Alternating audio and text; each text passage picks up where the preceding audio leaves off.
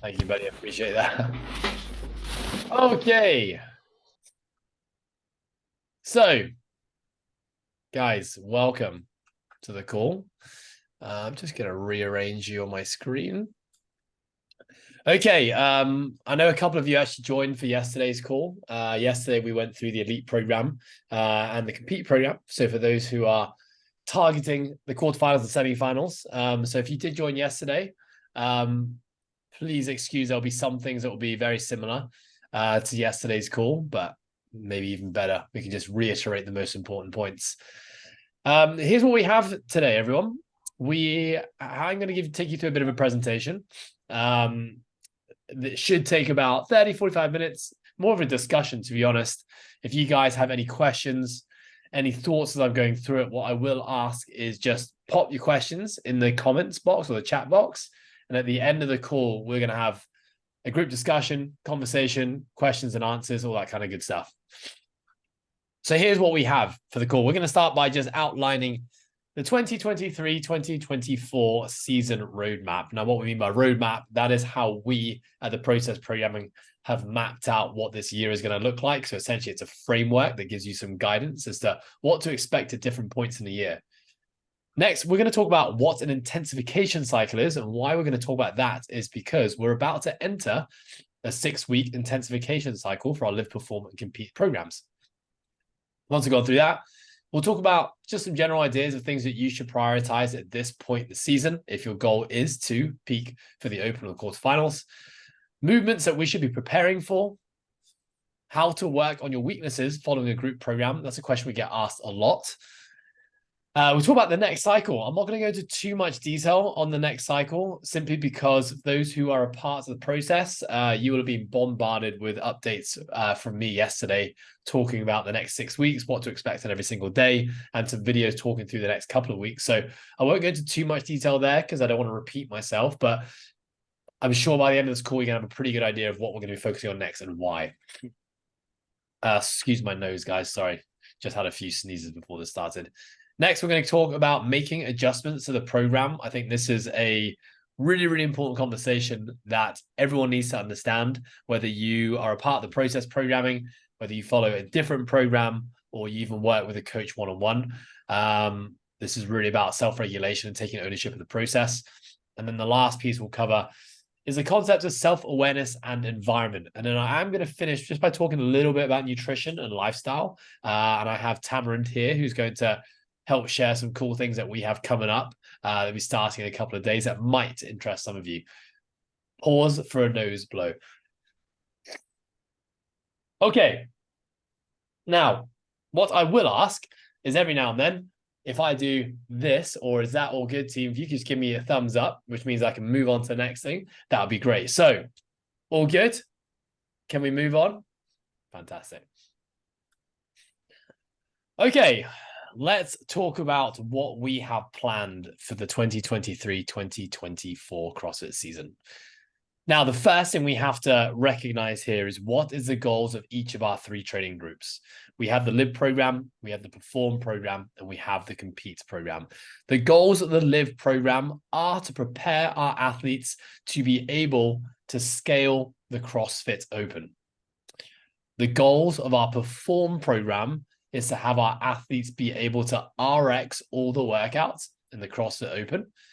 And the goal of the Compete program is for athletes to qualify to the quarterfinals, the second stage of the season. So I want us to keep that in mind. Most of us on this call do follow the program, so you will understand that already. But for those who may be tuning in or watching this later, it's really important that we understand each of our programs has a different goal, and that's going to affect the plan of the season. So let's have a little look at what that looks like. This green arrow represents where we currently are. We're about to start a new cycle. And if you scroll all the way down here, you're going to see 6-week intensification cycle. Let's keep that super simple. What that means is that we are focusing in the next 6 weeks on being strong and powerful, testing skills under fatigue, more intense metcons. Now, it's important that for us to understand what's coming up here, we have to take a look back at what we've just completed. And we have just finished, or about to finish in a few days, our 12-week accumulation cycle. So this was our very first cycle this season. So when the season finished last year, We had a bit of a deload phase, and then we started this cycle. So it was a long cycle, kind of one of our longest cycles that we've ever done. The goals of the last 12 weeks have been get strong, work on our skills, and build our aerobic base. So really happy with all the testing results we've had come in from our individual subscribers and our affiliates. It looks like we've made some really great progressions on our back squats, deadlifts, strict pull-ups, and our bench press, the classic big four, which are basically our absolute strength movements. So what we're moving into now is we want to maintain that strength. And in fact, we're still going to probably improve a lot of the strength of those movements, but we're shifting our focus away from the absolute strength exercises, and we're moving into what we call the strength speed exercises. So in simple terms, moving moderate loads fast. So in CrossFit, that is really Olympic lifting that we're referring to. So we're putting more of a focus into our Olympic lifting for the next 6 weeks, but you're also going to see a lot more Metcons within the week. The Metcons are going to be a little bit more varied, going to have lots of elements of CrossFit mixed in with them. And whilst we're maintaining, or as I said, slightly increasing absolute strength. Once we have finished the 6-week accumulation phase, we're going to be moving into what we call a 3-week competition phase. The 3-week competition phase is the annual summer throwdown. So the summer throwdown is a competition that we do every single year. It's an online competition, 3 weeks, where we're basically going to do a workout or 2 workouts every Saturday. Those workouts are basically going to replace our Saturday tester workouts. So it really shouldn't be any different, or it's no big commitment that you guys have to kind of change up your schedule to accommodate. Even if you don't want to do the summer throwdown, that is totally fine. You will just train as normal. You'll kind of see this 6-week phase kind of extended into more like a 9-week phase. Once we've done the 3-week competition phase, we're then going to go back into a 12-week accumulation phase. So it doesn't mean it's going to be the same as what we did to start the year, but the premise is going to be the same. It means we're going to get back to getting strong again, working on some of our skills in isolation, and as well as under fatigue. Once we have finished this cycle, we're now getting pretty close to the season. It's kind of scary how quickly it rolls around. In November time, we're going to do another 7-week intensification cycle. Once we've done that, start of the year, this is kind of where we refer to as kind of like our open run-in. This is when we start to think about the competitive season a little bit more, which means that our training has to look a little bit more like the competition that we're going to see. So in January, we're going to go into an intensification phase that will move straight into a competition prep phase. What this phase is for, it's to make sure that when the CrossFit Open arrives, we are at our physical and mental best. So if you kind of look at the whole year of what I've just taken you guys through, the start of the year, the cycle we just finished starts nice and slow, less intense. And as the year goes on, it's getting more and more intense, and we're seeing more and more CrossFit come into the program. Okay. So a few general principles we can probably assume here. If I go back one slide again, start the season in this area here, we want to be prioritizing health a little bit more. And as the season goes on, health will still be important because we believe that's important, but becomes a little bit less of a priority, and performance becomes more of a priority. And then, of course, for our compete athletes, those who excel in the CrossFit Open and finish within the top 10%, they will move on to the quarter finals. And that will be where all of our Live, Perform, and Compete athletes' seasons will most likely end. Sorry, guys, we have people still joining in the call. Okay, does that make sense in terms of our roadmap, guys? Cool. When we do this and why we do this is basically when we finish the season, myself and the coaches team, we sit down and reflect on the whole year, and we straight away map out a framework for what the next year is going to look like. So we've known this plan for the last 16 weeks. And so it's not set in stone. That's one thing I will say. This kind of acts as like guiding principles to help us move along through the seasons and not lose track of what the overall goal is. But you may see this kind of roadmap change ever so slightly. You may see a week added here, a week taken away there. Maybe a little bit more focus goes into strength halfway through the season, more than we planned on based on the results of our subscribers.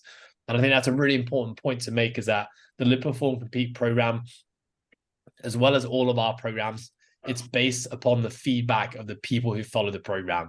That's what we coin semi-individualized. So what we're doing every time we're putting a workout out, we are asking our subscribers and our athletes or our affiliates to update their scores and whatnot. And we are reviewing those scores all the time. And based on what we see from the data that comes in from the scores will dictate what the program should be focusing on. So we kind of call this like a client-centric way to program.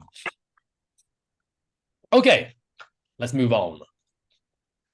Okay, an important question is, kind of just covered this, but is what should I prioritize at this point in the year? Right now, because we're a really, really long way from the competition season, I want us to really be focusing on health. Being healthy and injury-free are things that we need to think about. So why this is important, a lot of you may think, well, that's obviously common sense. Why would I not want to be healthy? And why would I want to have injuries? But, if you make the choice to pursue a sport, which is what especially our perform and compete programs are doing, as soon as you make that choice to pursue a sport, you need to also accept that there is a chance of injury. Okay, there is a chance of perhaps moving towards the end of not being very healthy when we're in the depth of a competition phase. So at this point here, because we're a long way away from the competition, we definitely don't want to be pushing through pain. We don't need to be taking risks with our training. However, when we're moving into that competition prep phase, we're just about to start the open and we're pushing training hard, and we know we need to push training hard to prepare ourselves physically and mentally. That is a point of the year when perhaps we might need to push through some ill health. We might have to push through a few small injuries, because that is kind of the nature of the game. That's just the nature of the sport. And then once the sport or the season is finished, that's when we kind of recuperate, heal up again, get healthy again, and then we just repeat that cycle. Obviously, in an ideal world is that we never have to deal with poor health. We never have to deal with injuries, but that is just kind of a part of the parcel when you choose to do really hard things. The reason I put the word size down is size refers to obviously like how much mass we're carrying. Now, this isn't only something that people who perhaps feel like strength is their weakness. There's not just those people who need to think about this, but putting on a bit of size in the off season is actually a really good thing from a health perspective as well. We know from in this sport, very, very challenging sport, very, very energy system dependent. We're doing lots of endurance work. And we know that takes its toll on the body. Now, we do know that when we are carrying a bit of extra fat mass, it actually gives us a bit of a buffer to handle more stress. So not only is this for people who think that they want to get strong this season, and therefore putting a bit of size might be a really good idea for you guys to do, but actually putting a bit of size, specifically carrying a bit of extra fat, body fat, might be a really good thing from a health and a longevity perspective at this point in the year. The likelihood is as you get closer to competition, conditioning and calorie expenditure goes up, you will probably lean out anyway and kind of come back to your most ideal weight. But I do think for the longevity of an athlete, having periods of the year where your body composition is changing slightly is not a bad thing. Last thing I'll say here is prioritize technique, efficiency, and positions. I think that people in the CrossFit space focus way too much on just intensity and volume. So doing more work and pushing harder. Whilst those two things are really important, and there's times in the year where we have to do that, we have to also understand and appreciate that we can be a better athlete. What I mean by that is we can achieve more rounds for time or more reps or finish workouts faster just by improving technique, efficiency, and positions. So you don't actually need to be any fitter if you improve your technique of a movement. So in the sport CrossFit, this needs to be something that we're always focusing on. So I always like to use the movement as the double under as an example. A lot of athletes will unlock their double unders, get to a point where they can string 50 reps together, and they just think, cool, I can do a double under now. I don't need to address that anymore. However, we know that the sport, especially in the open now, we're testing double unders in really, really high rep schemes, right? We might even see double unders paired with handstand push-ups and snatches like we saw last year. Very, very shoulder intensive. And what I will say is the athletes who have poor technique in the double unders are going to be working a lot harder per repetition than the athletes who are efficient with double unders. And that can be said for every single movement. So I just want to challenge your thoughts and say, rather than just thinking about volume, just thinking about intensity, make sure you guys are putting time into refining technique, efficiency, and positions. How do we do that on a group program? Well, this is where things like warm-ups are super, super important. So if you see double unders on the program, then make sure you're taking yourself through 2 to 10 minutes of dedicated skill work where you're filming yourself, you're reviewing it, you're comparing yourself to like what you think ideal movement is, and you're constantly working on that skill set. If you're a part of the LPC program as an online subscriber, and you're a part of the premium program, then of course, that's what our coaches are here for. Our coaches are here to watch your videos, help give you exercises so you can refine your skills. Okay, I feel like I missed a slide. I knew I missed a slide. Okay, going back one, guys, sorry. Just want to quickly talk about this little piece here. I've already talked about what the goals are of each program. What does peaking mean? So I've used the word peaking quite a lot. We talked about peaking for the open, peaking for the quarterfinals. What peaking means is that we are trying to prepare our athletes to be at their physical and mental best for a specific time in the year. And the specific time in the year for our live and perform athletes is the open. And for our compete athletes, that's the quarterfinals. Now, one thing we have to accept as athletes is that in a 12-month calendar, we can only really pick one, maybe two times to be at our physical and mental best. That's a really important thing to understand. The reason I'm saying that's really important is because the mistake a lot of athletes make is they try to peak constantly throughout the year. So maybe they sign up for 5 competitions and they want to be at their fittest for every single competition.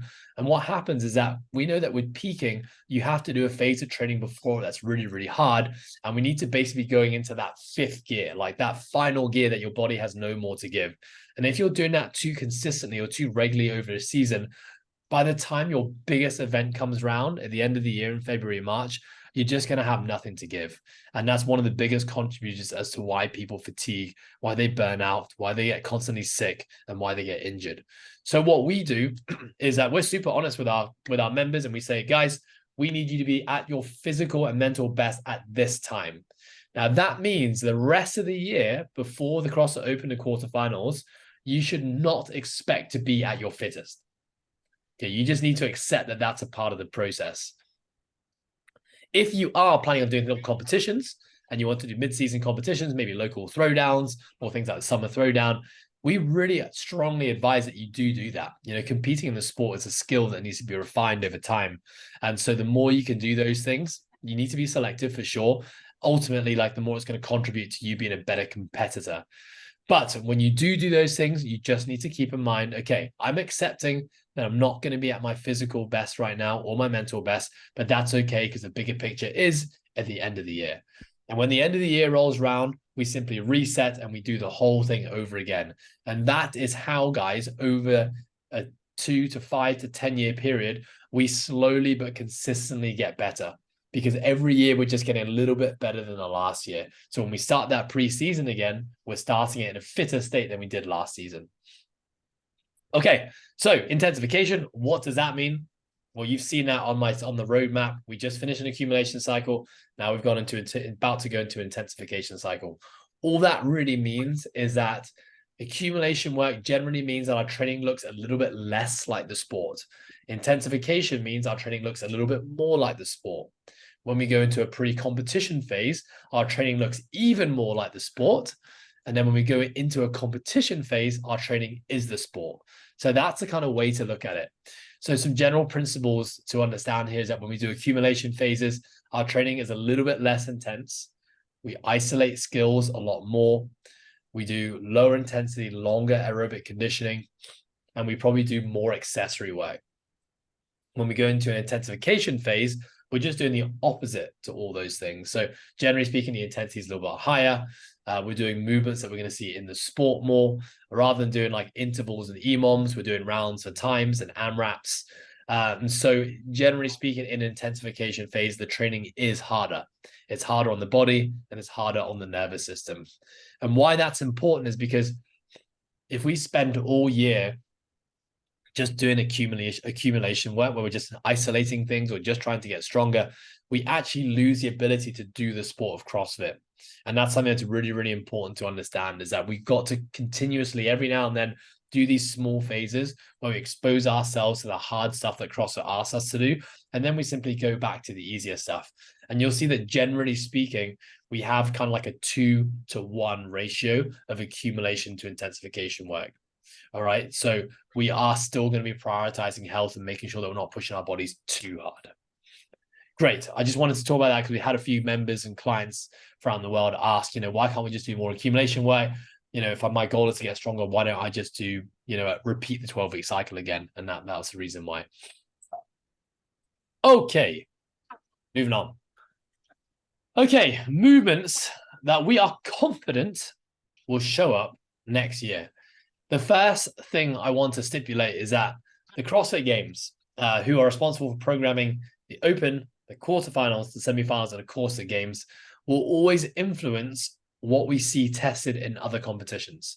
So even if you're doing a little local throwdown in your home country or in the gym next door, the likelihood is if we start to see the CrossFit Open program, let's say wall-facing handstand push-ups, we're probably now going to see wall-facing handstand push-ups enter local and smaller competitions around the world. So even if the Open maybe isn't your biggest goal and you just want to compete every now and then, we still need to keep an eye on what HQ is programming because it will dictate the sport. And remember, whatever HQ programs will dictate the sport, which will dictate what you need to be working on in your training. So on the left-hand side here, the scaled Open, the live program, things that you need to be exposing yourselves to. All the classic CrossFit stuff is what I'm going to say. But I think that running is going to be here to stay now.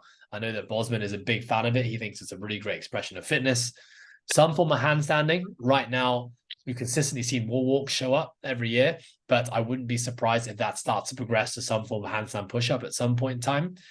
Kipping gymnastics, specifically toes to bar and kipping pull-ups. We've now seen toes to bar and pull-ups programmed in the Open. Kind of they're progressing away from just the hanging knee raise in the Open, in the scale category.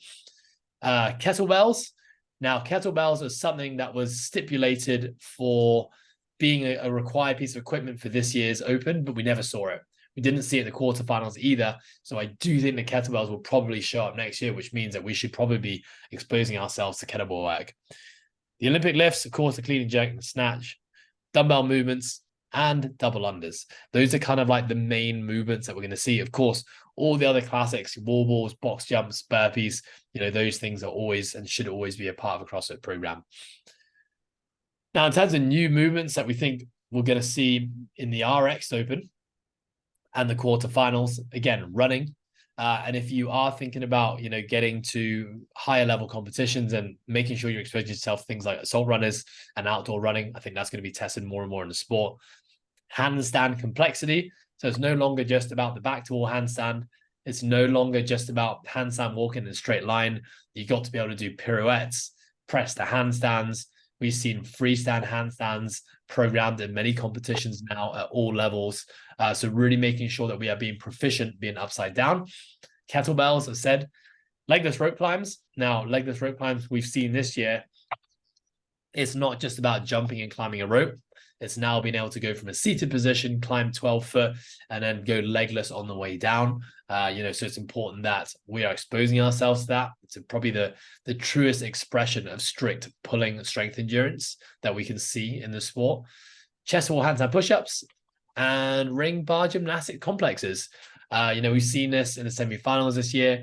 I've seen it programmed in other competitions. So like a toes to bar into a chest to bar, into a bar muscle up as an example, making sure we're exposing you guys to all those different movements we might see. We know that they're kind of just thinking outside the box. This is the whole idea of virtuosity that CrossFit talk about on the level one, is that, don't pigeonhole yourself into just doing one movement a specific way or just doing one movement over and over again. They are going to challenge the movements that people do. And with that said, something worth mentioning is even things like movement standards. We've seen the handstand push-up movement standard change kind of every year periodically, which means that we need to be able to adapt to different variations of handstand push-up standards. So, think about that in your own training. Even if it isn't programmed, don't be afraid to kind of think outside the box and try a new standard when you're training. Okay. This is an important conversation, I think, because at the end of the day, the Live, Perform, Compete program is a group program. We are all following one main program every single day. Well, 5 days a week with 2 rest days. So a lot of athletes will ask, well, how do I work on the things that I need to work on, especially if I know what my weaknesses are, by following a group program? So the first thing I will say is that we do have accessory programs. So our accessory programs, we have 4 tracks or 4 different pieces you can choose from. We have our general accessory, which is really based around structural balance and hypertrophy and skills. We have an Olympic lifting accessory program. we have a gymnastics accessory program, and we have an endurance accessory program. So because the Live Perform Compete program is programmed as 5 days a week, 60 to 90 minutes, depending on whether or not you do your accessory work. Accessory work is a fantastic thing that you can definitely bolt onto your session. Now, if you're doing the program in an affiliate, this will have to be something that you do outside of class time, whether it's before or after the class. Or if you're training as an online subscriber, this is something that you can definitely choose to do either before, in the middle, or after. So I want to challenge you guys to say that accessory work doesn't always just have to be stuck at the end of a training session. What we should recognize is that at the end of a training session, if we've hit the session with enough intensity, then you probably don't have too much to give to extra work. But if you have something you really want to work on, let's say it's handstand push-ups, and that's what the gymnastics accessory program are doing, then I would actually advise doing that stuff first, if that's your biggest priority, before you actually get into the main session. And of course, if you have no idea what your weaknesses are, or you have no idea what to supplement your training with, then that's where we have, our premium subscription, which is where you can have a coach follow you along on your journey and actually help do these things for you, to find your weaknesses and then, push you towards the necessary programs. What I will say, I kind of just reiterated this already in the last slide, is that even when you're isolating your weakness, guys, don't forget to do the sport. We can't isolate things forever. Even if you get really good at doing strict handstand push-ups in an isolated setting, let's say you get to a point where you can do, 50 reps in under 5 minutes. Doing handstand push-ups with snatches and double unders completely changes the dose response. It completely changes the amount of endurance and the fatigue that your shoulders are having to go through. So always make sure that you're not getting too pigeonholed into just working weaknesses in their isolated setting. Every now and then, from time to time, you've got to mix it in with CrossFit, mixing it with monostructural gymnastics and weightlifting. So something that you guys should be thinking about now at this point in the year, when we've still got a lot of time to make progress, is identify what the foundations of your weaknesses are and work on them now. So for example, if you think that you need to get stronger, what is limiting you in your strength? Is it absolute strength? Do we need to do more squatting? Do we need to do more deadlifting, more pressing, more pulling?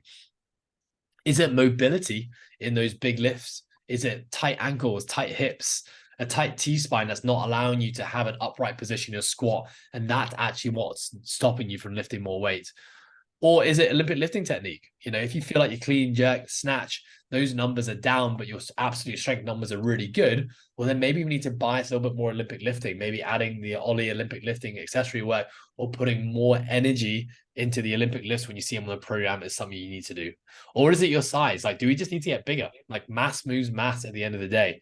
I think we can look at, if you're a compete athlete, we can look at the top 10% who make it to the quarterfinals every year and pretty much see that most athletes who make the top 10% are of a certain size and a certain weight. All right. And we know that weight, generally speaking, in CrossFit is going to be around 80 kilograms or more for men.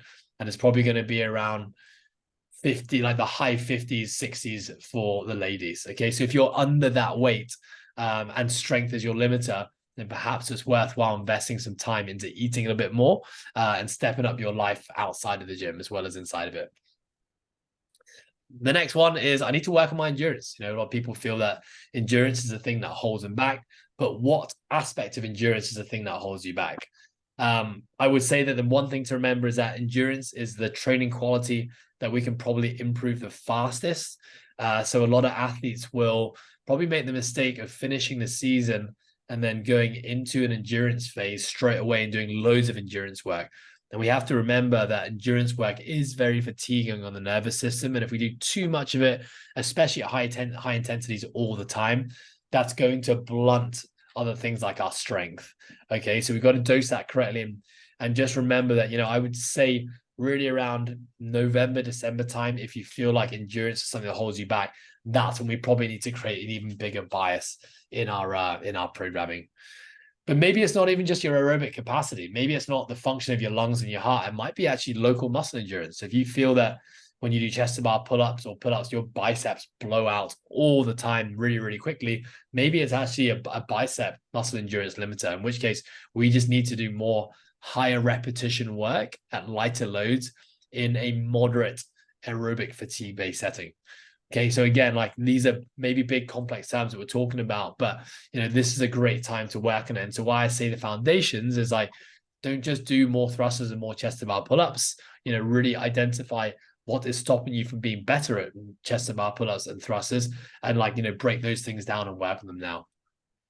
And of course, technique. I already talked about that. That's something that we should all be working on all the time, putting your skills under a microscope and deciding, what needs to be prioritized. Because, the more efficient you are in the movement means the less energy you expend per repetition. And that is the name of the game in CrossFit. Okay, so let's talk about what we have coming up in the next cycle. I'll talk about the Perform and the Compete program first. Again, I'm not going to go into too much detail because you guys have been sent a ton of information on what up. But a reminder, the Perform and Compete program, it is 1 session per day, 60, 90 minutes per session, and we're doing 5 days a week. We have scheduled rest days on Thursdays and Fridays. The next cycle, we're moving away from prioritizing all of our strength movements, and we're going to be focusing a little bit more on our Olympic lifting. So we're isolating our snatching, we're isolating clean and jerks. We still will work on our squatting and hinging absolute strength, but just not as much as a focus. Excuse me. And then we will be doing strict pull-ups and handstand push-ups, endurance. We are going to just sprinkle some variety in terms of our CrossFit Metcons over this next cycle, because remember, that is the essence of intensification phases. The only testing we're going to do at the end of the cycle is going to be the snatch 1 rep max, and a classic test that we always do at the process every year, a strict handstand push-up capacity test. We'll be testing a 5-minute AMRAP. When we go to our live program, we follow a very similar format, 1 session per day, 60 to 90 minutes. The reason it's 60 to 90, the extra 30 is really down to whether athletes are doing their accessory work or not. And we're doing 5 sessions a week. Priorities in the next cycle, we are still working on learning the snatch for our live crew, clean and jerk, squatting absolute strength as well, strict pulling and handstand push-up endurance. And I will throw in there that we are doing strict pulling absolute strength work as well. We're going to continue to try work on improving our ability to do strict pull-ups, whether it's body weight or weighted. Our testing for our live crew, we're going to do a clean 1 rep max at the end of this cycle. Reason being, we haven't done enough work on our snatch to be doing a snatch 1 rep max yet. That will come perhaps in later phases. And again, a classic live test that we do, horizontal pushing endurance test, a 5-minute AMRAP. All good with me so far, team? I know I'm doing lots of talking. Everyone all good? Lovely. Okay, making adjustments to the program. So this is something that, we talk about all the time as a coaching team. We talk about the concept of giving our athletes ownership of the process. What that means is that whilst the program is there to guide you, we don't want you guys to follow it blindly. Okay, so what I mean by that is life will often have other ideas. Maybe we have a bad sleep, maybe work's a little bit stressful, maybe we're going through some personal stuff at home. And because of that, maybe we just don't have the energy or the time to commit to the training session that's programmed for us. Now, a lot of us will feel a few things. Probably number one, well, if I don't do the program, what the hell do I do? That's why I sign up for a program. That's why I have a coach. Number two, I feel guilty if I don't do the program that's prescribed. And number three, well, I'm paying for this, so I may as well do it. The thing is, if we just follow a program blindly and we stop listening to ourselves, then this is often where we start to run into things like burnouts or injuries that happen because our body just doesn't have something enough to give relative to what you're giving it. So want to just kind of give you guys some tools that you can use to self-regulate your training a little bit more effectively. And just remember, we encourage you to do this. So the first thing is the idea of what do you put your energy into every day? So I'm talking about our training here. So if we think about a training session, we may have clean and jerks to start. We might have squatting next. Maybe we have some toes to bars, some box jumps, and some rowing and some conditioning work at the end.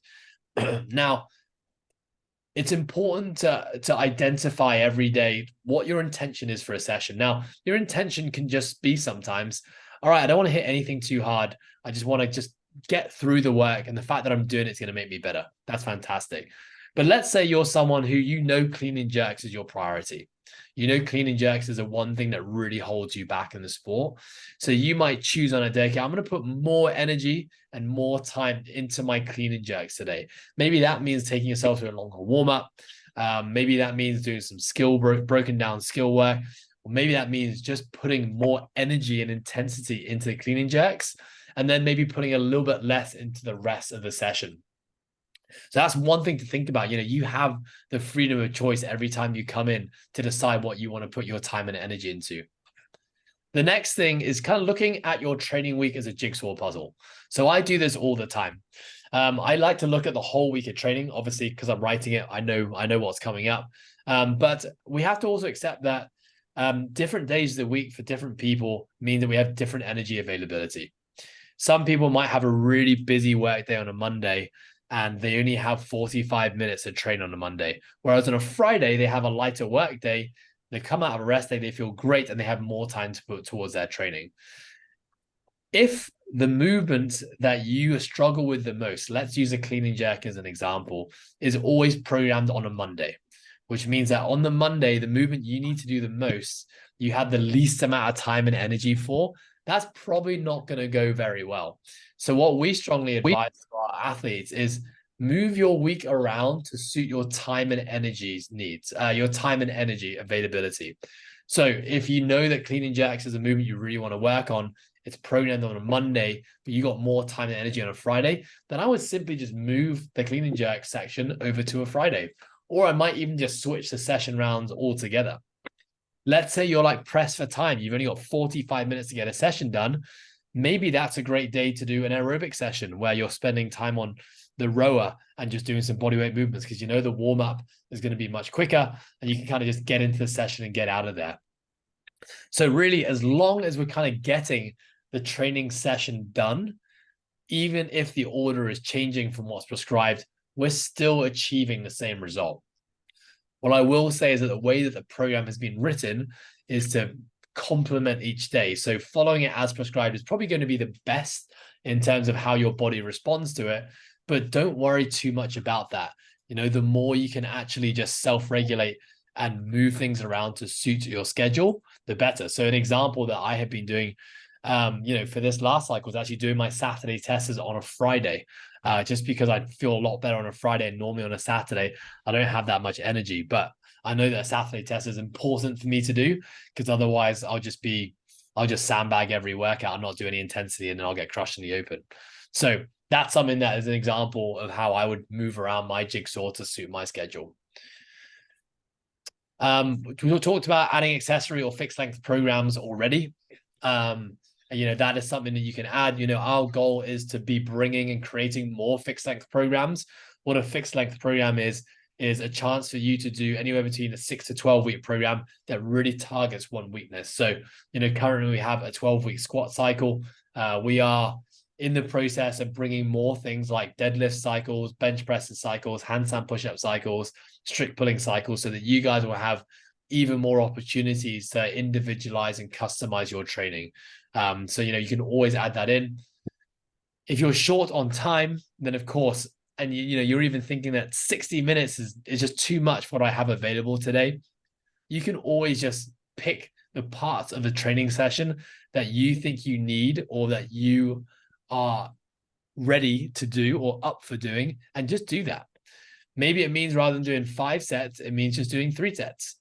Maybe instead of doing the A, B, C, and D work, you just do the A and the B work, and you push the C and the D work to another day.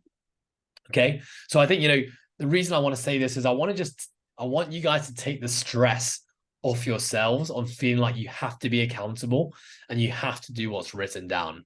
I think athletes who just follow the program blindly, as I said, are athletes who typically end up with more injuries, experience more illnesses, and experience more burnout on CrossFit.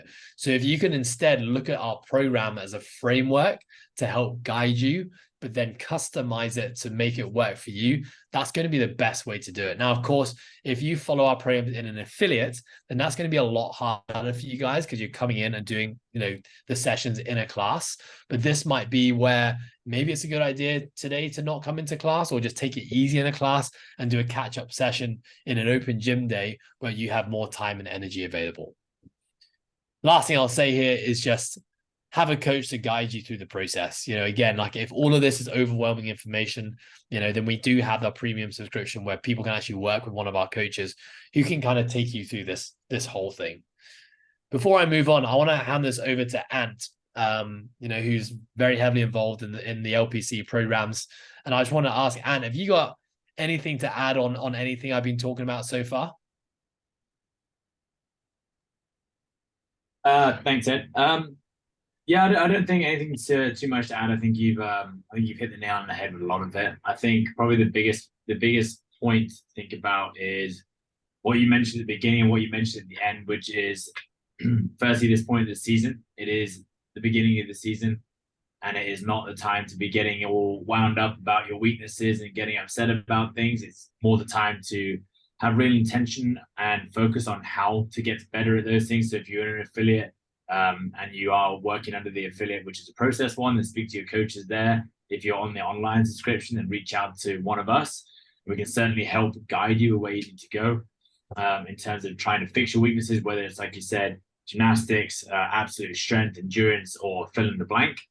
And I think the next thing is just self-regulation. I think a lot of us on the Perform and Compete program have jobs outside of the gym and what we do. So just bear in mind that it's not always, as much as we would all love to be full-time athletes. I would definitely love to be a full-time athlete and not do anything else. But it's not realistic, and a lot of us don't really have the goal to make it to the CrossFit Games or whatever it might be. But smaller competitions around the year, or peaking for the CrossFit Open, or trying to get to quarterfinals. So go easy on yourself. And, like I said, this time of year, it's not necessary to completely bury yourself. If you're starting to pick up niggles, injuries, lacking motivation, struggling with things at this time of the year, that's probably a good sign that you are pushing a little bit too hard. Tail it back and make sure we do have some balance in your life so that when competition season does roll around, you're well equipped to make sure that you can smash that out of the park. Use this next few months to really accumulate some really good volume, improve your movement, and improve on things that you need to improve on.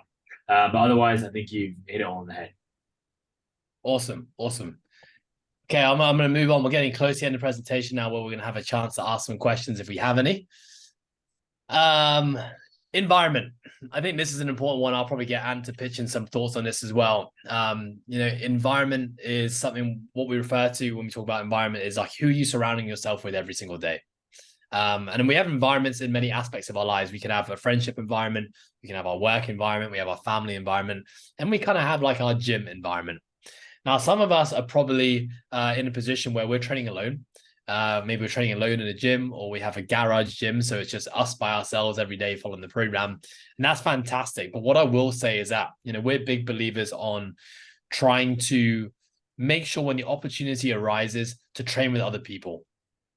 Right. I think there's a lot to be said for being a part of a group and a community. We have that kind of online, but actually being there face to face with others who are chasing similar goals to yourselves, you're motivating, you're pushing each other, can be a real beneficial thing. And especially when it comes to sport CrossFit, where a lot of us have like weaknesses or things that we really want to work on to make us better at the sport. In which case, I think trying to do those sessions with other people might be a real big advantage. So for example, if you're someone who just typically sandbags whenever you do aerobic work, and you need to push it, but it's just hard to do by yourself, well, then try and find a way to do the aerobic work with other people on the program. So maybe that's your one session in the week where you actually team up with other people in the program and you do the session. Maybe it's strength work. Maybe you know that you struggle to get fired up when you do strength work. I know that's something that I struggle with. So make sure you're doing strength work with other people who are also doing strength work to kind of like ride the vibes of the room and get more out of your training. What I will say is that if that means sometimes going off the program, so that means sometimes not following what's been written down by the process and actually just training or jumping in a group class or training with a group of people who are doing something really similar to you, but, using this unique opportunity to actually train with them, I would say do it. What I would say is, look at your program. Okay, if you got clean and jerks and snatches, and these guys are doing some form of clean and jerking or snatching, well, then don't worry that it's not the exact same thing. Like jump in with them and use this unique opportunity to actually be a part of, environment of people pushing hard. When to do this?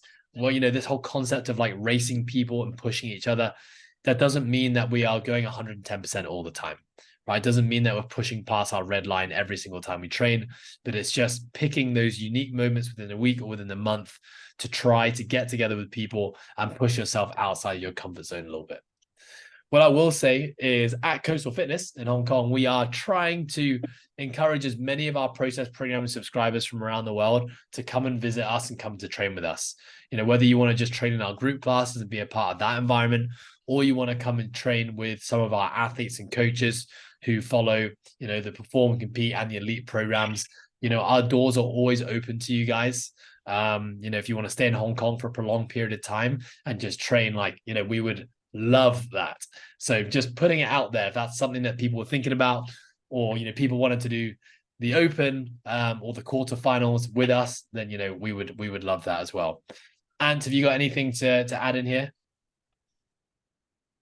Yeah, not much to add apart from the fact that being in the sport for 10 plus years now, I think everyone loves the fact that it is an individual sport, and the responsibility does lay on your own shoulders to get the sleep, get the nutrition, get the hydration, do the training, grit your teeth and all that sort of stuff. But trust me, it's better done with like-minded people around you.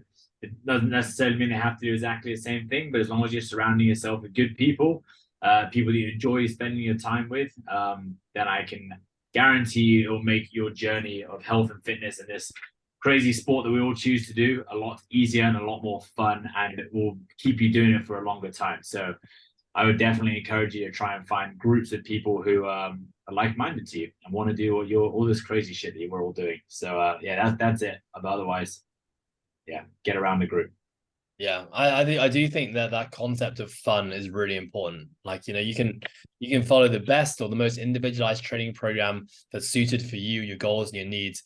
But if it's not enjoyable in the process, or you're wishing that you were somewhere else doing it with someone else, then maybe you're missing out on something there. So making sure that the training process, the vast majority of the time, is really fun and really enjoyable. Yes, you got to do stuff that sucks sometimes.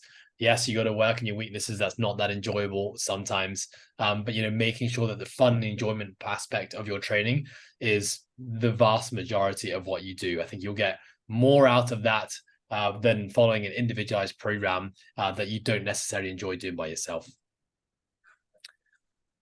Okay, wrapping it up. So what makes an athlete great? I think this is a slide that we could talk about forever. But this is a little graphic that I took from Instagram that actually Ant sent over to me, which basically talks about the 11 mental skills that make an athlete elite. So within that, they kind of grouped it into three different groupings. So you got fundamental, interpersonal, and self-regulation. So within fundamental, we're talking about things like the athlete must have things like motivation, confidence, and resilience. And we're going to talk about these things briefly in a second. Talk about interpersonal, that's relationships. That's really what we're talking about here. Athlete coach relationship, leadership, teamwork, communication. I see this as like what we just talked about, being surrounded by like-minded people. And then self-regulation or self-awareness. Self-awareness, stress management, emotional arousal, regulation, attentional control. So I think there are actually other things that contribute to what makes an athlete great, but we're just talking about the mental side here. So if I was to kind of summarize and say, what would be my biggest piece of advice to working on the mental aspect of CrossFit and training, is the very first thing I'll say is record detailed notes on everything.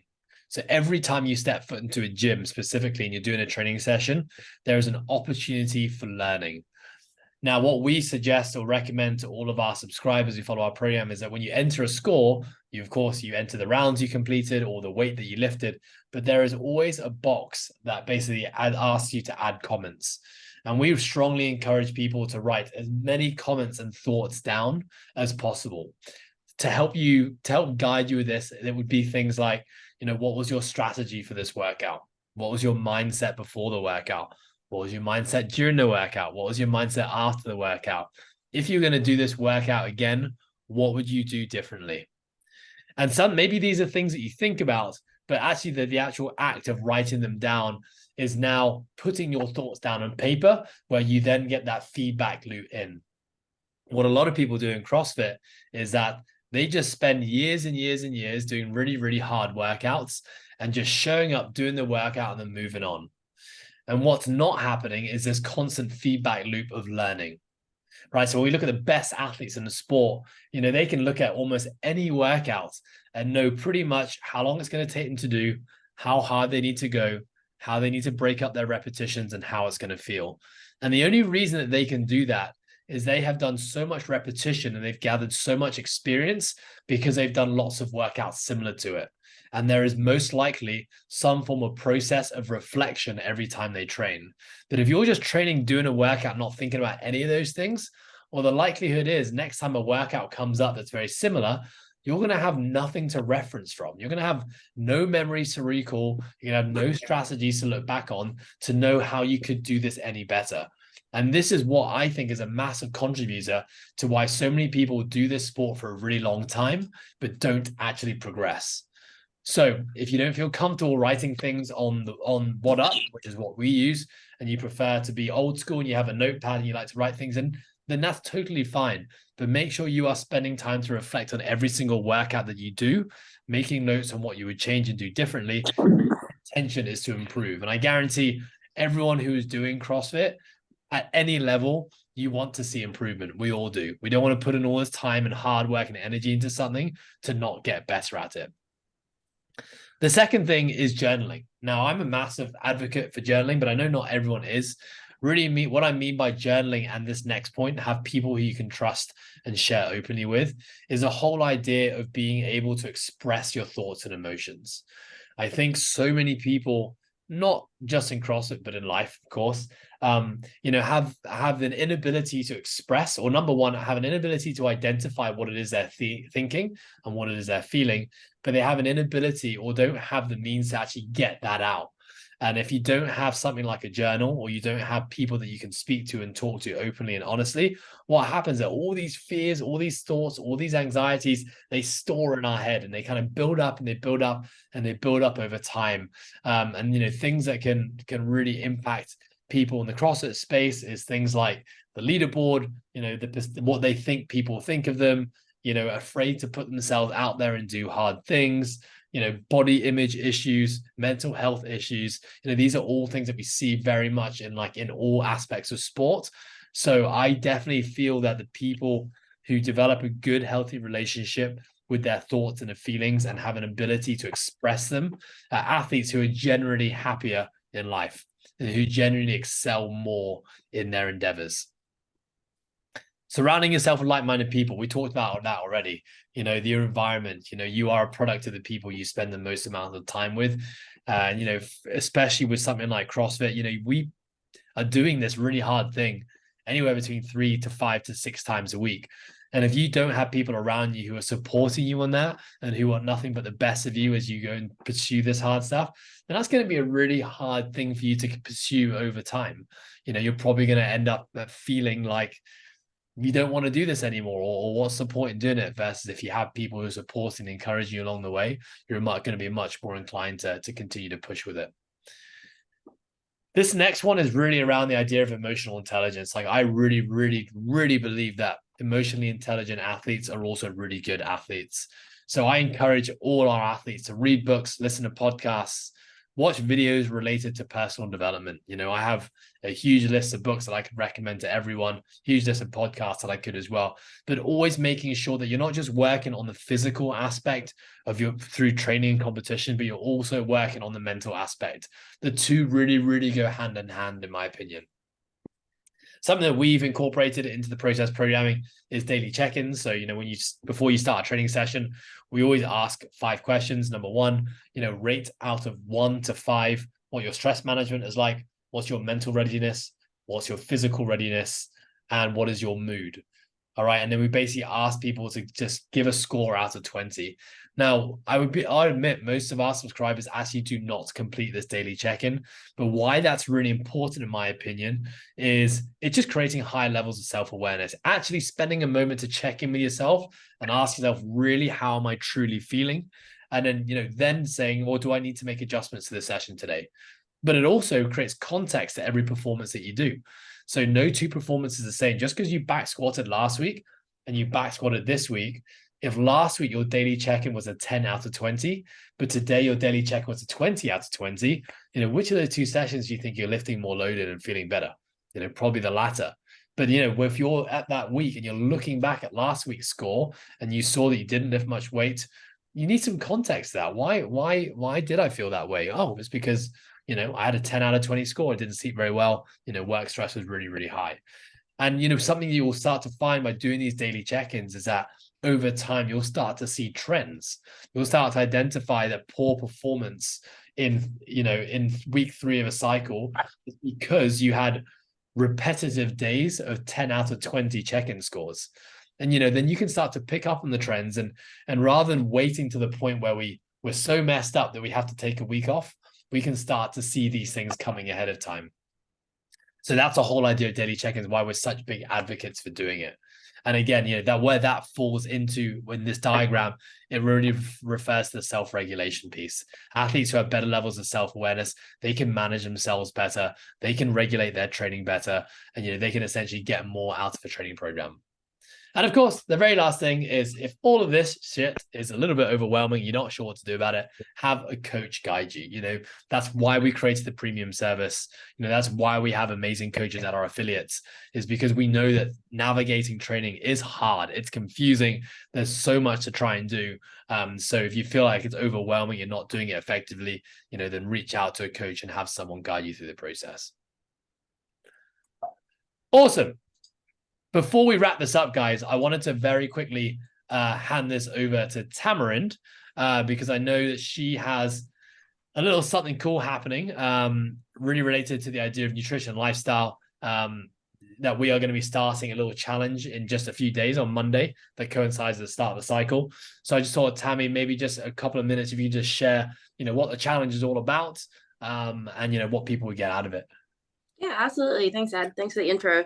So I think what Ed has been speaking about a lot throughout this process is just the importance of having like an accumulation phase, an intensification phase, being mindful, making sure we're learning, making sure that we're not, striving to just blindly follow programs. And I think that all of those things also very much tie into people and their nutrition journeys. And I think as a coach, what I've started to realize is that although I love nutrition and the science of nutrition, I'm hardly ever able to use it because a lot of people actually still need to work on the basics and the foundations. Just like our live, perform, compete programs have prerequisites and they have different goals attached to them, so do the nutritional levels. And it takes having that foundation or on-ramping process to even get into it, which I think a lot of people kind of skim by. And it's why they end up in a position where they don't really know what to do or they can't sustain the results that they're after.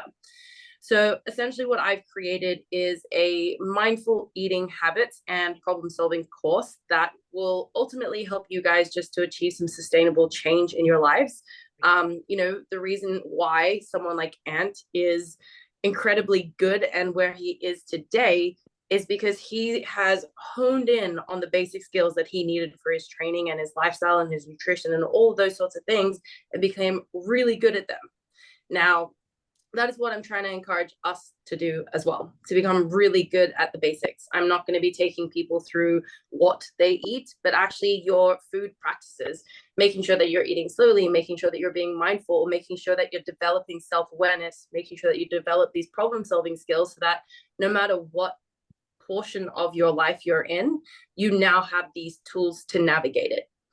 Another big reason that we have this is because I guess as a process or as a company, as the process, we definitely have the mission of positively impacting as many people as possible.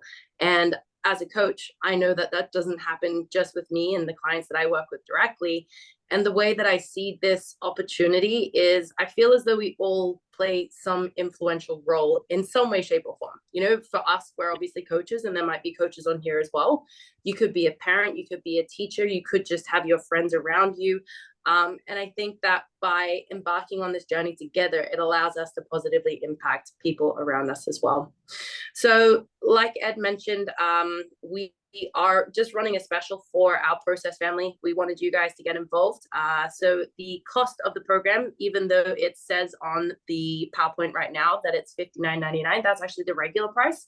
You guys will get it for $49.99. It starts in line with our new cycle as well, which is obviously just like a nice little way to get things cracking. It happens to fall on a Monday, which just seems to be the perfect sort of, the stars have aligned for us. There is a link that I will send through in the chat here. And if you guys have any questions about anything, of course, I'm here to answer them. Awesome, Tam. Thank you so much. Welcome. Okay, team. Well, that's a wrap. I hope you guys got something out of that.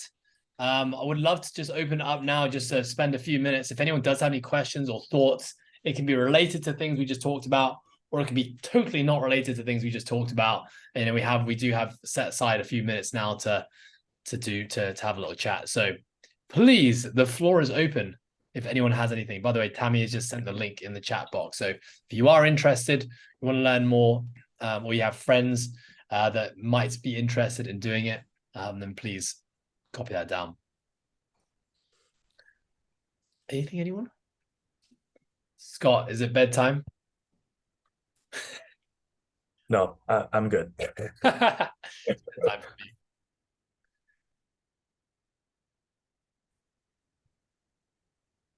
Awesome. Okay, guys. Well, listen, no worries at all. That's super normal. Most people after these calls don't have too much to add. But what I will say is that, if you prefer just to, send us a message privately, if you have any thoughts, questions, in the wake of that presentation and the things we talked about, please do reach out to us. Of course, if you have a coach on the program, you can always just reach out to them personally, or you can reach out to any of us on social media. We're always going to spend time, responding to you guys. But it's been a pleasure to have you guys on the call, to see some faces that I normally just see names of. So that's been lovely. And of course, for those who are part of the process already, hope we have fun in this new cycle. We've got lots of information already posted on WhatsApp that's talking through what to expect each week and what to expect over the 6 weeks. So make sure you have a good old read of that, so you're up to date on what to expect. And yeah, that's a wrap. Thanks, Ed. Cool, guys. Have a good night. Cheers. Thanks, Ed. Thank you. Bye-bye. Bye, guys. Bye. Thank you very